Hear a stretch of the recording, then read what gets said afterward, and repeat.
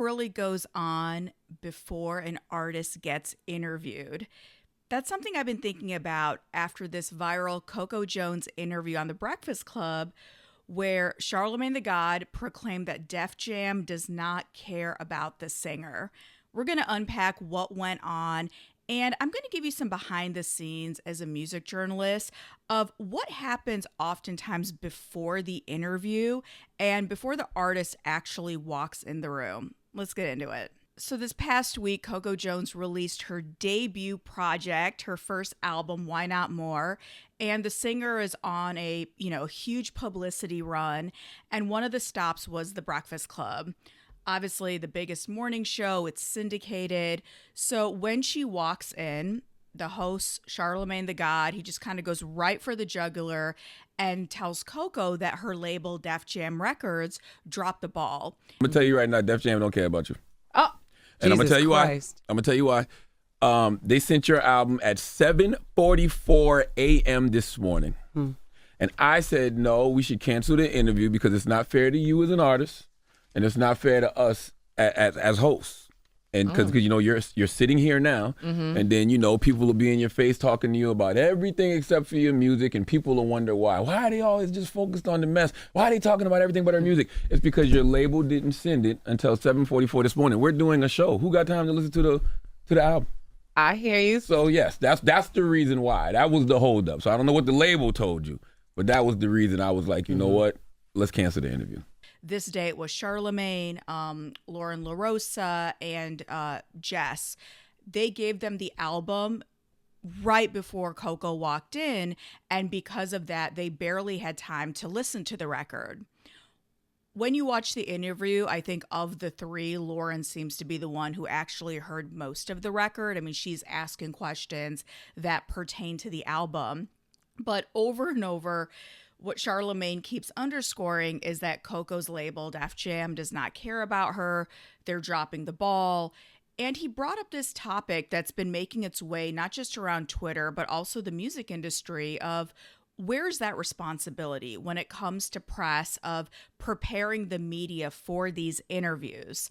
So I wasn't in that room. I wasn't there behind the scenes, but I wanted to give you some behind the scenes from my own experience being a music journalist for over 15 years and doing this across print, online publications, radio, television, how these interviews can often take place.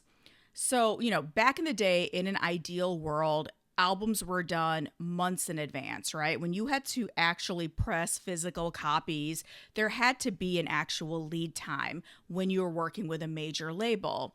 Because of that, and this is me talking to like my OGs, like this actually predates me in the industry, journalists had a lot of time with the records.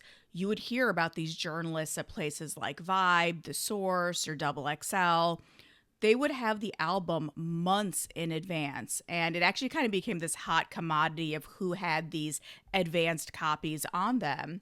And this was because the journalists needed time to review the projects. I mean, imagine if you want to get a 5 mics in The Source, like you better make sure that the Mind Squad has time to listen to your record. This isn't something that you want to drop on them like the day of release. And because these outlets were print publications at that time, there's also a lead time before an issue can be, well, we say in the industry, like put to bed. So because all of that advance time was needed, people in the media, especially those that needed to hear albums and records in advance, they got to hear it in advance. Fast forward, even when I was starting my career as a journalist, so many artists, especially the high priority artists, and I would see someone like a Coco Jones as high priority for Def Jam, very talented singer, Grammy Awards, and she's an actress, like someone who very much is a multi-hyphenate as well as a true artist. So for an artist like that, there would be album listening sessions, and the most exclusive ones, they'd make you like put your phone away. You weren't allowed to talk about what was going on. And you basically went in with like a pen and some paper and just write out your thoughts about the album. I mean, somewhere in my files, I have like old reviews and track overviews of big albums because we just weren't allowed to have our phones on us. You definitely weren't supposed to put it on social media. And this was something that journalists really took to heart because it was a privilege to be able to hear this music in advance, and you want to do a good job when you were flipping the story. Even if you're just interviewing an artist, their team would want you to have the music in advance because yes, you're going to talk about other stuff, of course, but if the artist mentions like a song or, a moment in the album, you kind of want to know, what they're talking about. And part of the write-ups were about the music. And I think as time has gone on and more of hip hop media and music media, R&B media, it's become more about like the gossip and the salaciousness. There's fewer outlets that are talking about music, and most outlets are talking about everything but the music.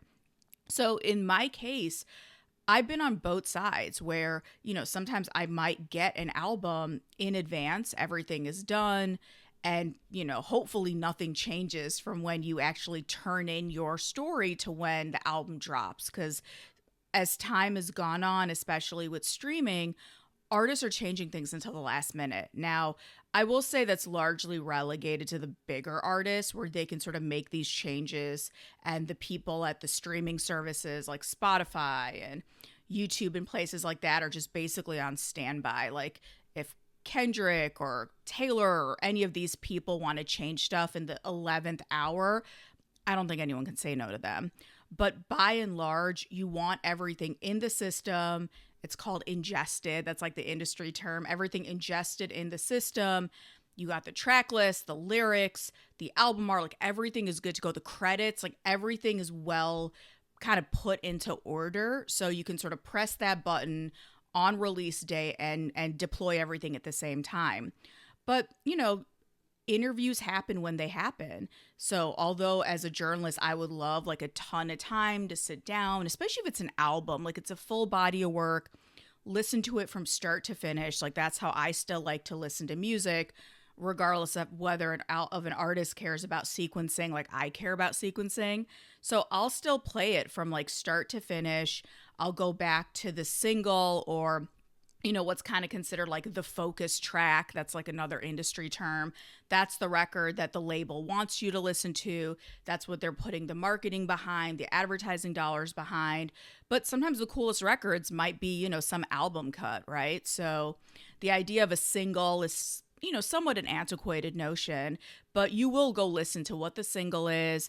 If you are a journalist, you will spend time with the track list. Who are the features? Who are the songwriters, if applicable?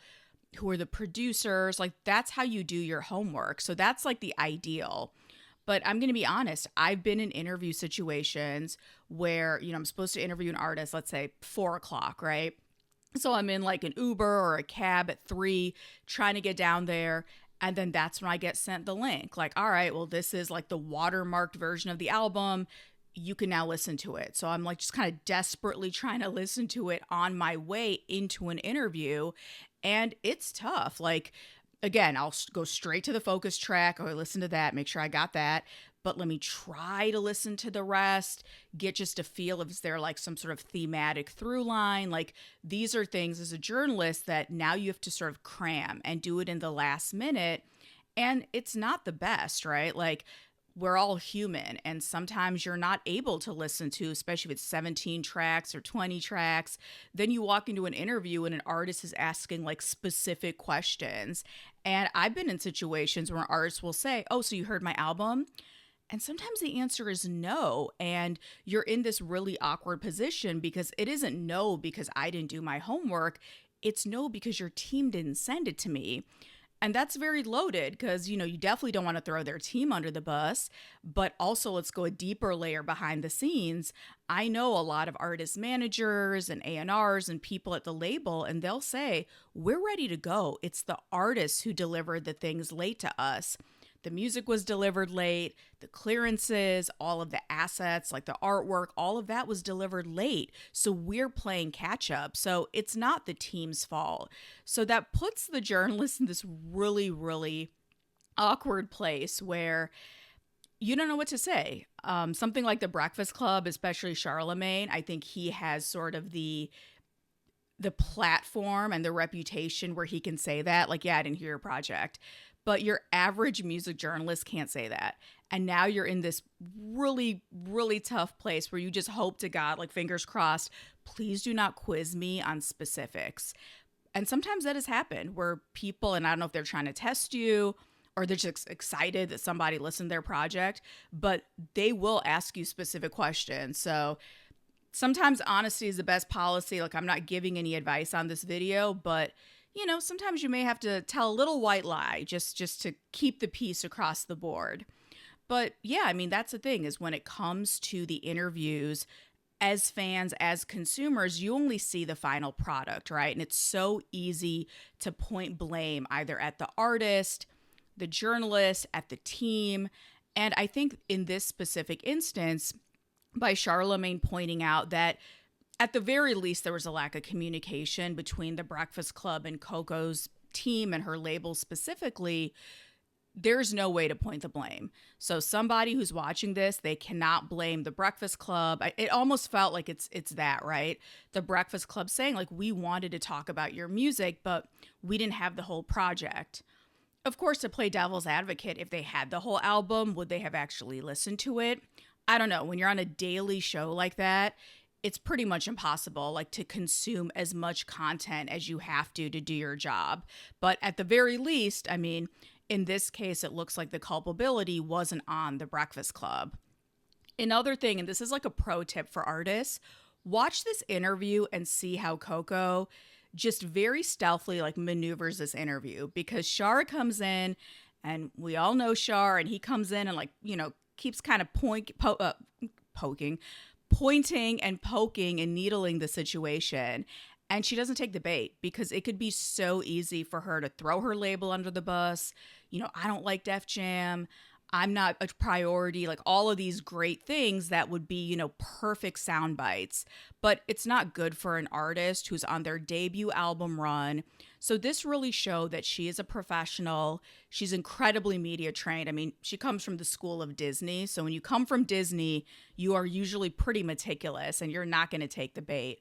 But I think she did a really good job of speaking about the music, speaking about the album, keeping it light, but also not throwing her label under the bus. Because at the end of the day, it's still a business and we all have to work together. We're all colleagues.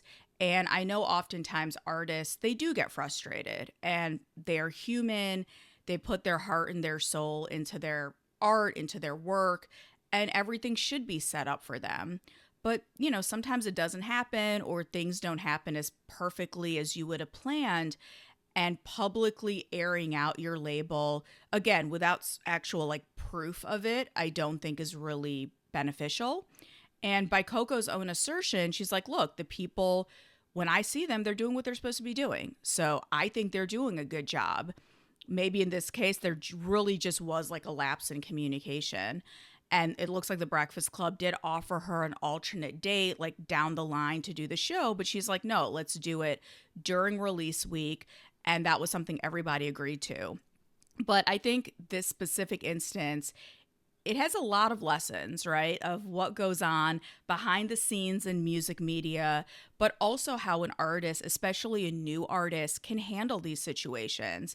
You got to always expect the unexpected, especially on a platform like the Breakfast Club. Got to expect it. And sometimes you just have to go with the punches, right? And you can't take it too seriously. Who knows behind the scenes, like, what conversations were had. Hopefully no intern was fired from Def Jam. But, people make mistakes. Things get delayed. I mean, it's all an interconnected system. And I do appreciate the fact that she didn't throw anyone under the bus. She still kept a really upbeat, positive attitude. And I think that shows a level of professionalism that is going to serve her well, not just for this album, but for her hopefully very long career in the industry. So yeah, that is my hot take about the viral Coco Jones interview on The Breakfast Club. Let me know if you saw the whole interview, what you thought about the situation. Do you think Char was right to point out that, in his opinion, Def Jam dropped the ball? Do you think that Coco handled it correctly in her responses? Let me know what you think after you saw the interview.